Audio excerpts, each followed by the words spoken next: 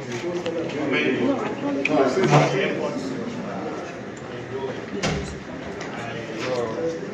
relate directly with some of your staff, and I want to appreciate some of the things. Not saying that you do not have challenges, but we would want to educate us on the response time from application to disbursement time, so that we can also tell our constituents to apply. If this is necessary. Essentially, they have to apply. Advice. I've seen the summary.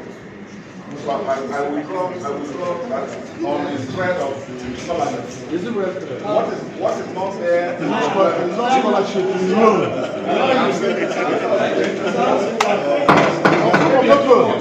Okay. So I think the only question outstanding, given that His Excellency Senator Derek Dixon has withdrawn the question, the only question outstanding is the Honorable, the distinguished member from Nasarawa, about response times. Thank you very much for that. Senator now, yes. Thank you very much, distinguished Senator. Thank you for the commendation as well. We don't hear that often, so I appreciate it. Thank you very much. The ideal response time to this for us is 30 days. 30 days from application to disbursement is the ideal response time. However, not all of the elements of the process are under our control. So if I just give it to you very simply, if I put it very simply like this, we receive applications online. We never meet with people. Something pops up on our screen.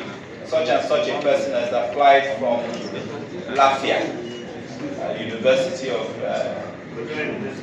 Federal University Lafayette. It pops up on the screen. We take that application, we process it, along with the other 12,000 that we received that day from different places. Once we verify that over a couple of weeks, because it takes time to go deep into this, we then distill all the applications into different institutions. Because we'll get one from Lafayette, we'll get one immediately after it from Uyo, get one from Calabar. We distill it into the different institutions that are listed in this document in front of you, sir. We then send the applications, the list from the institutions to the management of the institutions. If we've never met these people, are they real? Are they in your institution truly? Everything checked out in terms of matric number, name, and all of that. Are they in your institution? Here is the list. Is the amount that they've applied for correct? Are they still coming there? Are they still alive? All these types of questions, so that we don't end up with the situation of ghost students. They reply and they tell us this is right, it's 100% correct, they sign. Because we're sending the money to them on behalf of these people. Once they sign and send it back to us, we're good to go. Some of them respond immediately. Some of them take time to respond. Some of them we have to remind them that we sent something to you. The students are screaming. So that's, there's been this variability. However, we cannot blame them because it's a new scheme. It's not something they've been doing for 20 years. They are just starting. And human beings have different response times for things. So the ideal time, distinguished senator now, is that 30 days is ideal. However, if they don't reply us for 60 days, there's little we can do. Because until we get their signature to say the student is there, we will not send money. Thank you, sir. Sorry, how you use our friendly your website? No, it's perfectly, it's your website. Thank you. I have a Now, in this list of number of staffs per state, we have 2 states here that have 0 representation, and my state is affected. Niger State and Yobe State have 0 representation. Zamfara. Zamfara. Okay, and Zamfara. Zamfara. Yes, staff. So, there's not a person, I went to him many times, I spoke to him Many times.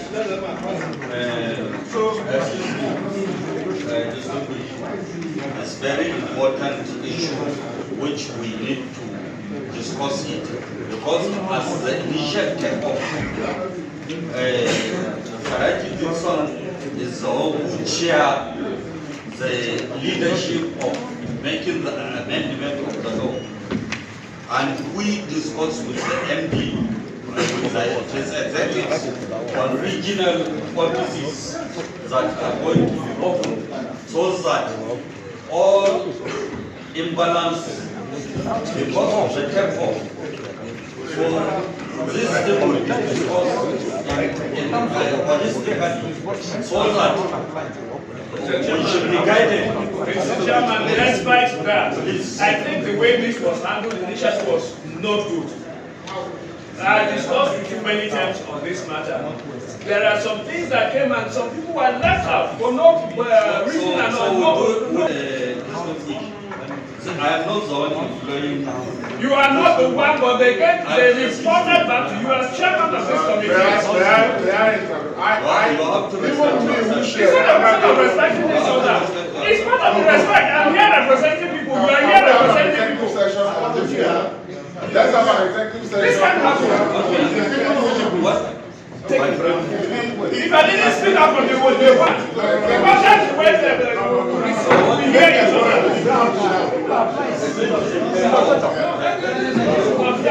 After, we do an executive session. Yes.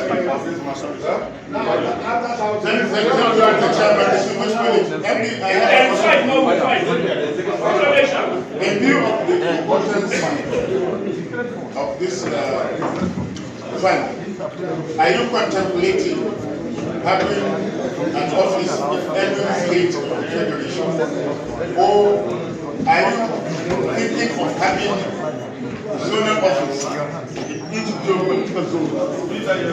If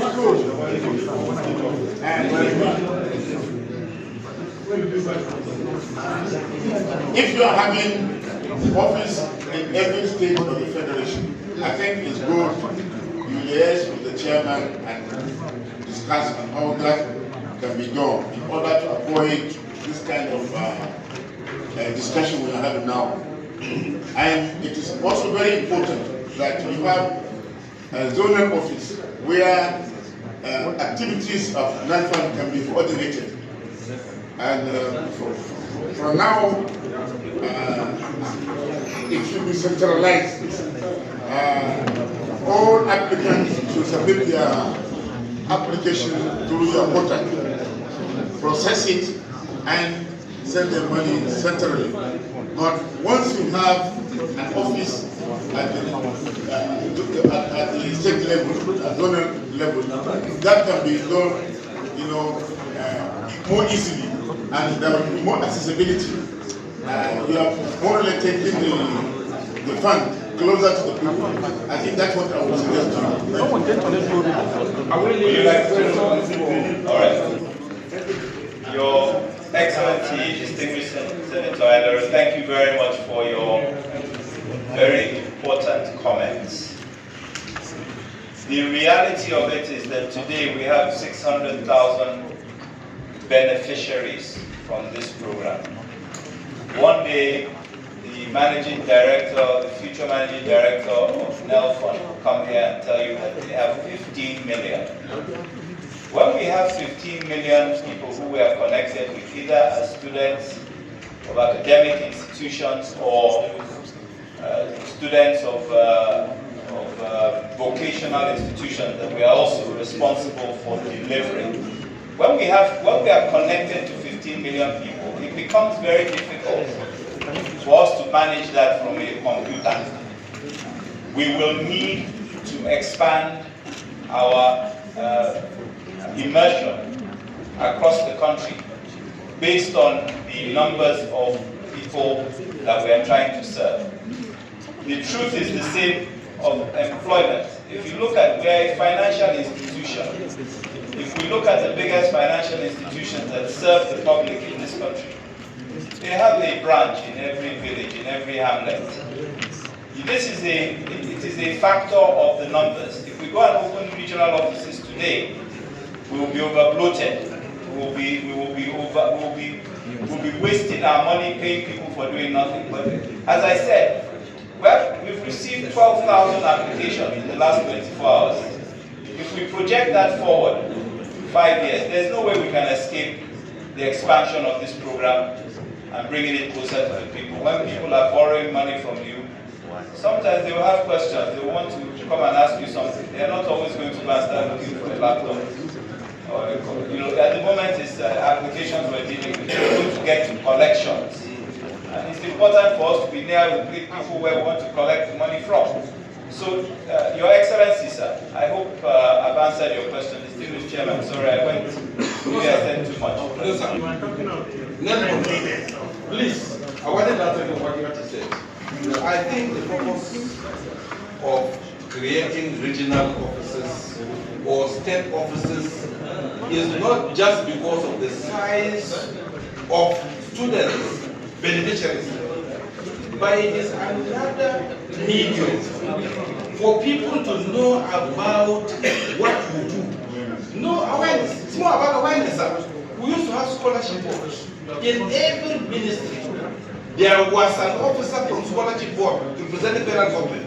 So, sir, it's not just because the size of people you have, but for awareness. Because people need to know about this program. The program is a program that Nigerians need to know. Nigerians definitely benefit from it. Before we proceed, we have several engagements with the MD on the issue of regional offices and offices from the states as a matter of fact. And for easy access to these education loan funds and for having fair and equity to all states of the Federation, we loudly appreciate the effort of the President and Commander-in-Chief for making this program very reliable, because we have seen how the MD is going round across the 6 states of the Federation to do sensitization, which I, as an agency members of the Senate committee, or a duty and a responsibility to ensure that their people are carried along and their states are not left behind.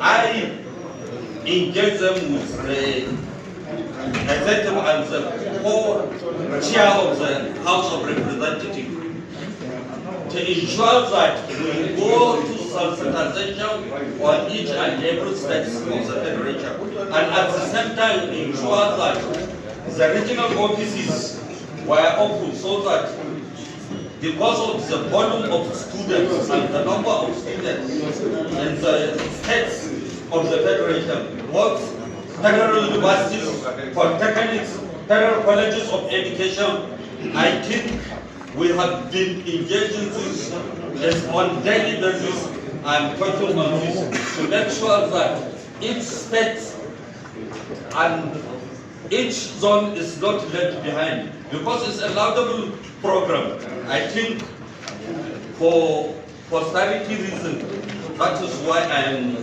making this statement very clear to our colleagues and to our respected members, and will also, based on the advice given by Senator Plan, we'll go into executive session so that we can discuss on other issues which you are not aware for a better success of this important committee.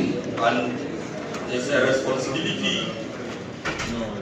for the MD to explain and furnish the committee members on how they arrive on different aspects and what are their challenges. So I want to submit to the motion press, so if there is anything somebody can ask, I think we'll do it for the executive session. Thank you very much. Yeah, thank you very much.